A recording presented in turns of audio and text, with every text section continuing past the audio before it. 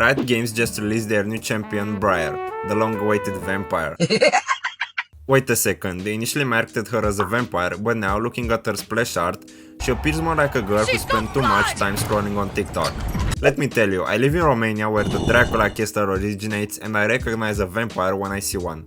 But let's get back to the point. The splash art of the champion portrays neither a vampire nor a berserker thirsty for blood and hungry for life. She looks like that one girl in the class that no one talks to, and when you finally have a dialogue with her, she gives you this look. Let's be honest here, Riot could do so much with this concept. They could have finally released that monster champion which is expected by the community. Not a 40-year-old woman that looks like she's in the middle of a crisis, or a pack of dogs with earrings. It's not even necessary to make a champion that gives you goosebumps when you see in the game. But they have done it before with Fiddlesticks and Volibear, and the community responded very well and liked their frightening look. Do you still remember when Fiddlesticks was launched and everybody was terrifying when seeing him in the game? Or the huge Volibear that used to crawl on the air map, throwing everybody up. These examples were only reworks and were delivered alongside the creation of new champions. Can you remember the last VGU League did? Yeah, it was Udyr, and a year had already passed since then. More than that, Skarner is still waiting for his update for 2 years now, and looks like he's not getting it this year either. Nowadays, Riot Games seems to be too politically correct with their champion releases. We can see this sticking from a mile away with K'Sante that points out all the political correctness. Another example is the kindergarten that is released into the game, with Briar, Milio, Vex, and we can include the high school punks like Zeri, Seraphine or Gwen. You know where I'm going with this. Riot Games become a multi-million-dollar company and milking the content is a habit we have to get used to. Okay, as much as I could continue about this topic, let's look more into the Briar kit this time. Her Q is a point-and-click stun that reduces armor, pretty simple for now. But the W self-taunts to the nearest enemy, or as Riot called it, she enters a blood frenzy, gaining attack speed and physical damage, but you can't control her for the entire 5 seconds the ability lasts.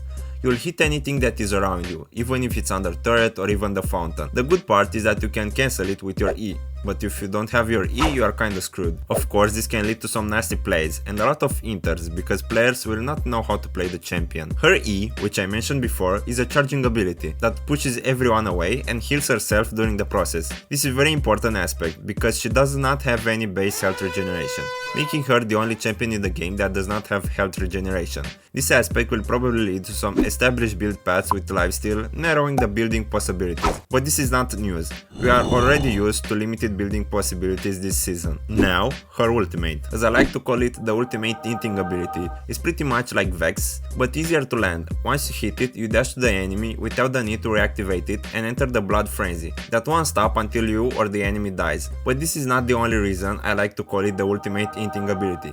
You can also hit enemies you did not initially intend to hit. You can easily see this in a recent swag video. Okay, he flashed. Wait. Oh, he flashed and healed. Wait, what the? What the? Oh no! I can't stop! I can't stop! I can't stop! Fortunately, this time he gets a kill too.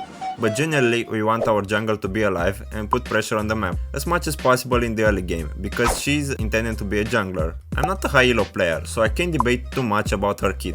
The champion is unique, even though I don't like how the overall concept and splash art turned out. Her kit is pretty solid, and let's be honest here, like all the new champions, she will receive all kinds of adjustments when she hits the live servers. If you watch until now, how about subscribing and leaving a like, so I can post league content more often. Thank you for watching and see you next time. Do me a favor, please. Get out of here. Get out of here, man.